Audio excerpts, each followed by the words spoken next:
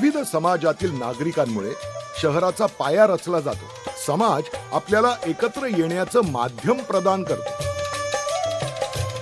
या पार्श्वभूमीवर गेल्या अनेक दिवसांपासून माझ्या ओळा माजिवडा मतदारसंघात राजस्थानी बांधव धार्मिक विधी, अनुष्ठान आणि समारंभांसाठी स्वतंत्र समाज भवन बांधण्याची मागणी करत होते.